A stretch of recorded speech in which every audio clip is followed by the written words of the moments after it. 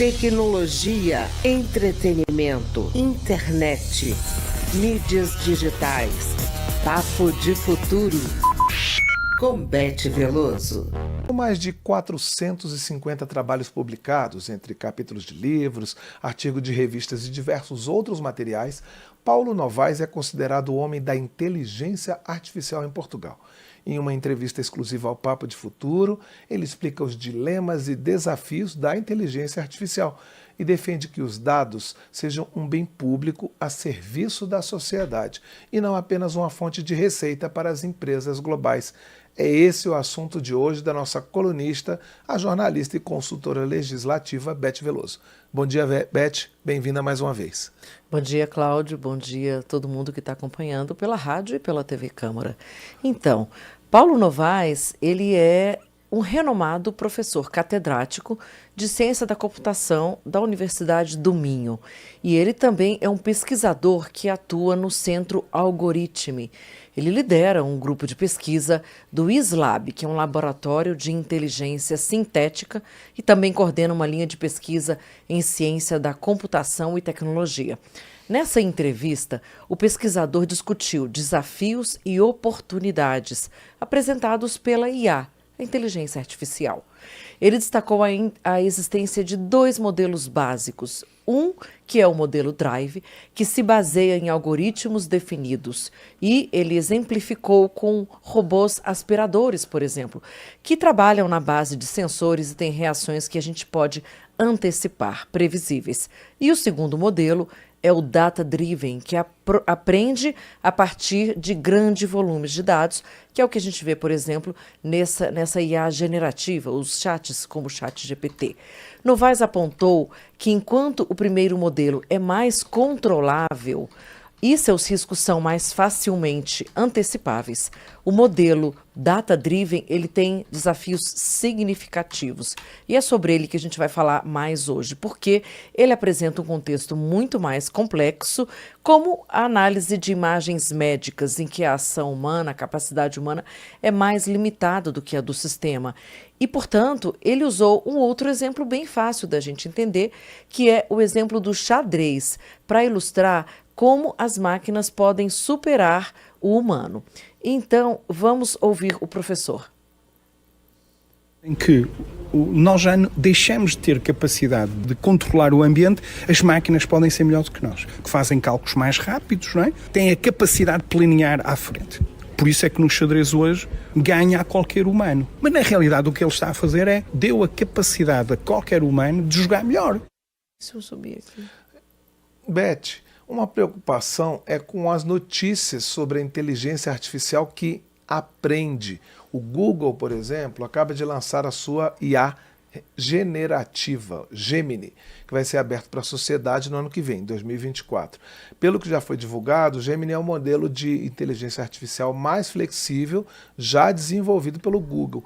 E a ideia é que ele consiga funcionar tanto em infraestruturas grandes, como as dos data centers, como em dispositivos mais limitados, como os celulares. Fala mais um pouquinho sobre isso.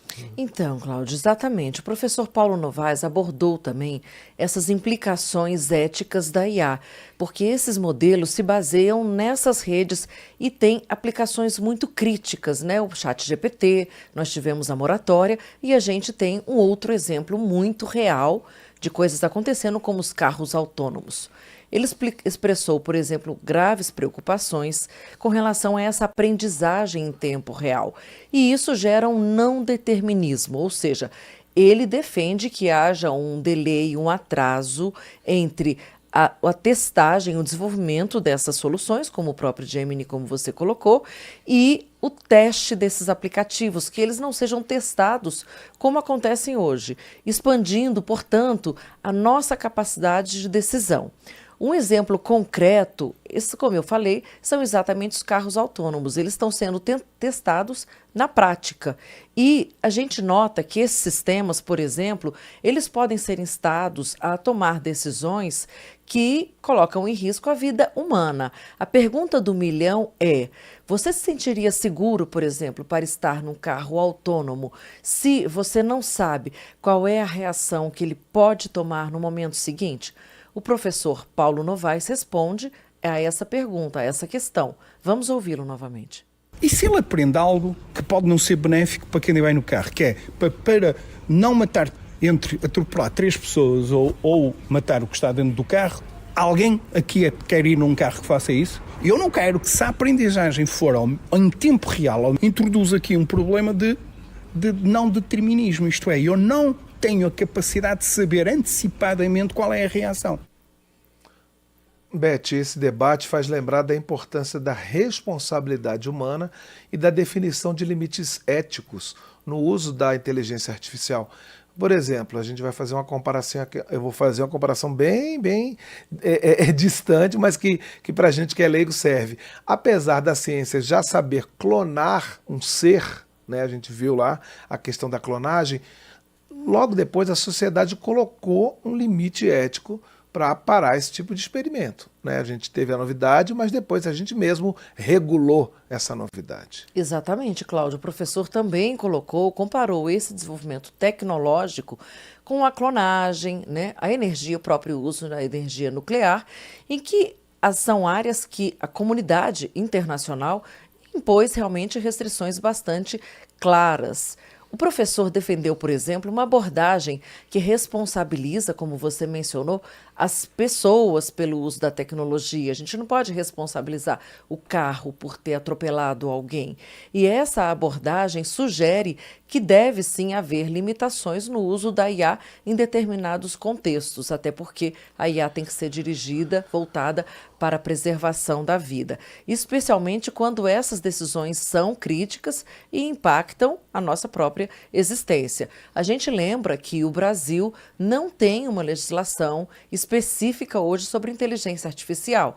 Nós aprovamos um projeto aqui na Câmara, tem um projeto agora bem grande tramitando no Senado e, portanto, há inúmeros, e temos a LGPD, que prevê todas esse norte, né, de que realmente o humano tem que estar ao centro dessa colocação.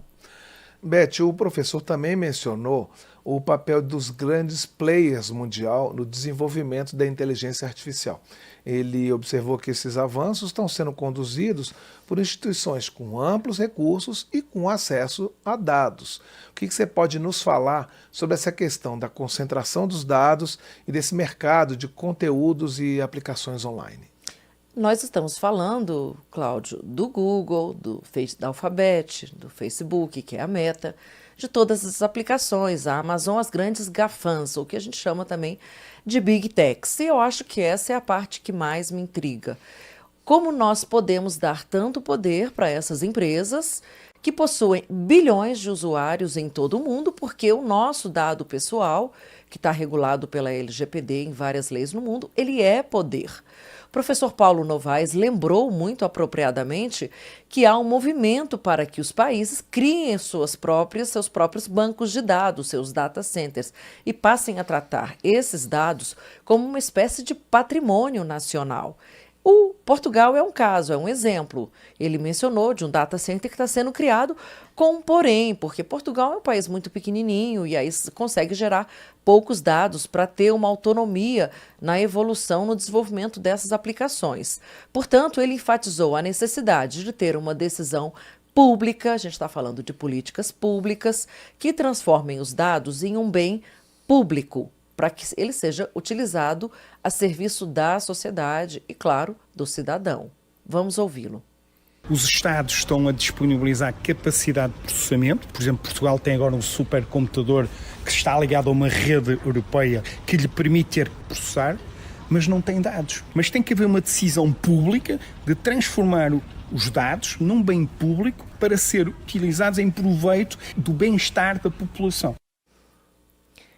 Com a autoridade que o professor Paulo Novaes tem, sendo o rosto da IA em Portugal e internacionalmente conhecido, eu acredito que ele é uma das vozes que pode realmente, ao contrário de pedir uma moratória da inteligência artificial por 6 meses, como foi divulgada a carta em maio do ano passado, o que não parece uma ideia muito realista, parar com as pesquisas, ele destaca justamente a necessidade de se pensar os dados não apenas como uma commodity comercial, uma mercadoria, mas como um recurso valioso, que quando disponibilizado de uma maneira aberta e acessível, o que não acontece hoje, ele pode sim potencializar o bem-estar da população, impulsionar diversas áreas e democratizar a comunicação, né, Cláudio? Pois é, Beth, se a gente considerar esses dados como bem público, como o professor está defendendo, quem sabe não seja possível que se abram portas para uma colaboração mais ampla entre governos, instituições de pesquisa, empresas, sociedade civil. Olha, eu não sou muito tecnológico não, mas essa é uma questão muito interessante e a gente tem muita coisa ainda a acompanhar. Você tem uma sugestão de tema, uma crítica sobre o Papo de Futuro? Pode se comunicar com a gente. O nosso WhatsApp é o 61 99978 9080. Tem um e-mail também, papodefuturo@câmara.leg.br. Beth Veloso, jornalista, consultora legislativa da Câmara, muito obrigado por mais essa explicação, por nos desvendar esse mundo da inteligência artificial. Exatamente. Eu quero agradecer aqui muito pelo feedback da Rádio Cefet Rio de Janeiro, que trouxe um retorno maravilhoso para a gente, e a gente tenta aqui pegar assuntos bastante difíceis e simplificar um pouco para que todo mundo possa participar desse mundo maravilhoso.